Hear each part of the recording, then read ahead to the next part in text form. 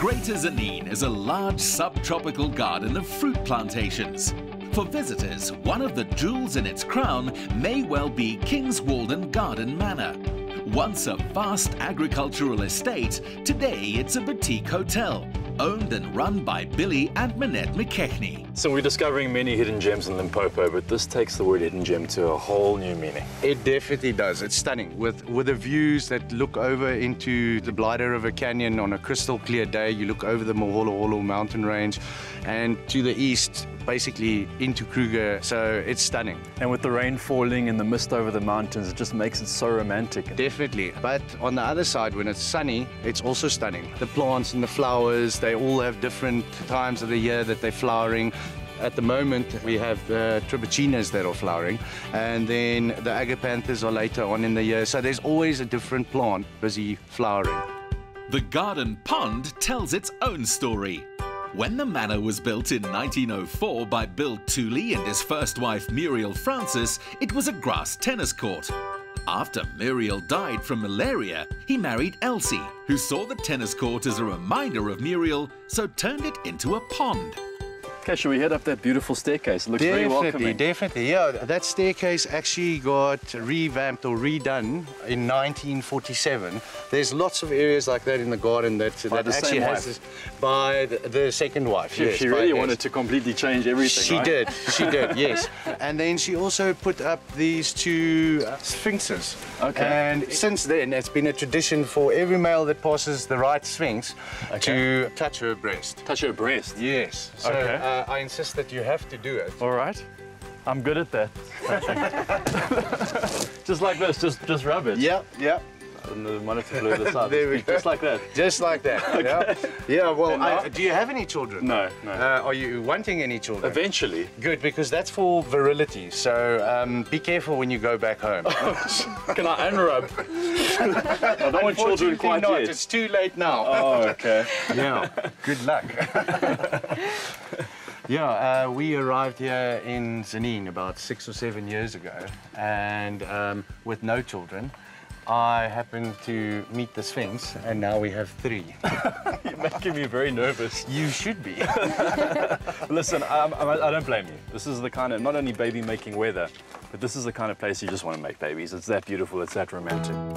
The McKechnies have managed hotels as far as the Okavango. And if you want adventure, golf, water sports or hiking, they'll point out opportunities in every direction. But staying at this garden manor is about the peace and quiet. It's the African version of Zen and the art of fine dining. Okay, so Jonathan, surprise. I knew there was going to be something like a couple of Mopani worms from the Limpopo province. You'll have to try one dry before we hydrate it. It's like staring at me. It's nutty. I had one of these like 20 years ago when I was a kid. That's the last time So hard. It's really nice, and these are really high in protein. Yes, really. It was traditionally one of the main sources of protein. As an alternative to the dry worms, this recipe is a delicious stew with tomato, onion, and either chili or peanut sauce, or in this case, a garlic mousse. We'll start off with a little bit of olive oil. Okay. The pot is already hot. Okay. And then we'll move on to the onion, brown it. Okay. Smell those flavors coming through. Lovely. And then you're just going to keep adding? Just going to keep adding, and then I'm going to move on to the garlic mousse. Okay. And I'm not going to throw in too much. Just enough? Just a little bit of the garlic mousse. Okay. Just to give it that flavor. With Tzaneen growing around 9 out of every 10 South African tomatoes, and this being home to the world's biggest producer, there are plenty to mix your Mopani worms with. Okay, look at them staring back at us. Yeah, this is going to be a big meal, Jonathan. There's not a chance that I'm eating all of that. This is being shared amongst our crew and you. They don't look too happy about it. You can almost hear the worms screaming, "Put me back in the garden, put me back in the garden." Okay, there we go. So these things are going to take a little while They are definitely not just going to soften up. Okay. So we'll cook them slowly, put the lid on for a while, and then And come back later. come back in not too long. Or just leave them there. As delicious as this is, and I thank you for that. Yes, yes. Is there not something a little bit more non-traditional that we can maybe prepare for?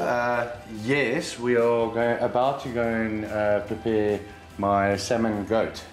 That sounds even more salmon goat. I'll explain it to you when we get there. All right. I don't know what's happening. Alongside fantastic avocados and mangoes, nasturtiums are the Manor's signature edible garnish. In Limpopo, your own garden beats any supermarket fruit and veg aisle. Chef had sourced some of the Lofeld's more refined ingredients too. Yeah, here we go. Something a bit more, a bit less traditional. Something I'm more familiar with. Yes.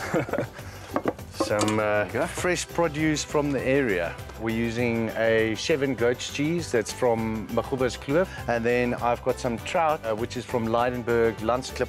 Fantastic quality. The thing is that you don't expect the goat's cheese and the fresh trout to actually work together, but it does. So the way we're going to start this, basically by picking up a piece of cheese yourself. Okay. Yeah. And then I've already prepared this in slithers. So all we do is we roll it nicely around the goat's cheese. I'm just going to wrap it up. Just going to wrap it up. I'm going to try and keep it in a round formation. Okay, mine's a bit messy. That's okay. That's okay. There we go. Okay. Nice round formation. And basically, Spot the professional chef. it's still going to taste good. 10 minutes in the oven at 180 degrees does the trick.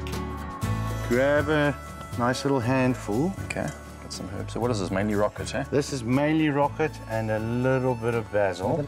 You're going to grab your salmon goat, place it on top. Mine doesn't look as neat, but it looks Moorish. Like there's more of it there. There is. Take your knife and just poke it. There we go. So what does that do?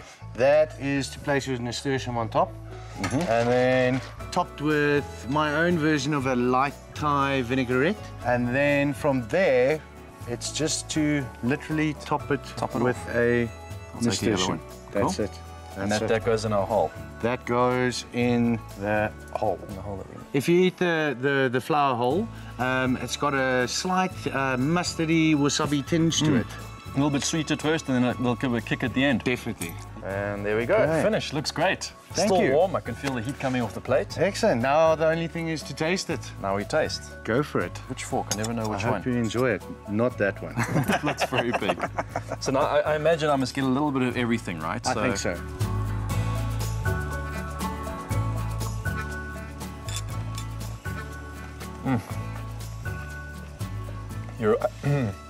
You're right. Keep it simple, right?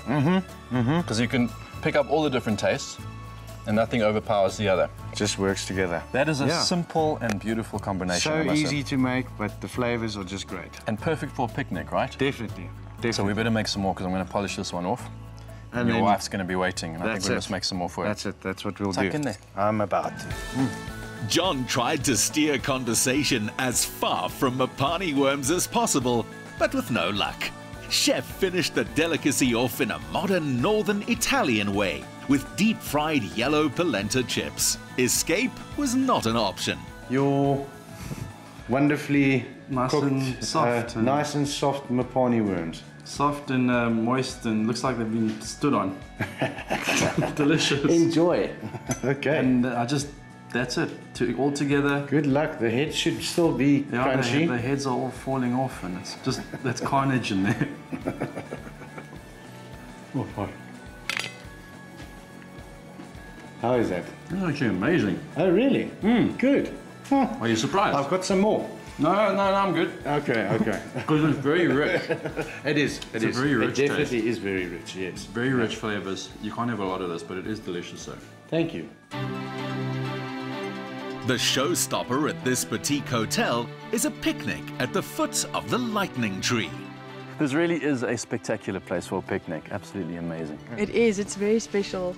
And that actually brings us back to this tree. It's quite iconic, especially in Limpopo and especially in Tzaneen. We spoke about S down there, the second wife. She actually met Bill Tooley right at the spot in front of this tree, and she said to him that it's so beautiful here that she never wants to leave. And that's when he turned around and said to her, well, will you marry me? Then you don't have to. Well, smooth, eh? Smooth move. And that's pretty much how she came into the picture and stuck around. Evidently, she died the same night that the tree died. So it was the middle of winter in 1974, and there was a thunderstorm, and she was not well, and she died of a heart attack the same night that the tree died. And then there's still things going around. Guests say that that room is slightly haunted and that they hear music going on from time to time. If that's the case, we don't know. But it adds a nice appeal and a nice feel to the whole story and to the tree in particular. Well, it really is that kind of place, right? Like the more you walk around, the more you get a sense of that history and romance. Like every corner's got that energy to it. Definitely, definitely. The history of the place, the romance of the place, everything that is King's Walden is just a gem. Well, I'll definitely be back soon, probably with my kids, thanks to the Sphinx. Absolutely. Once you've taken a trip up the old coach road to this garden manor, leaving after just one night is difficult, which may be why wedding and birthday parties book in for the weekend or even longer.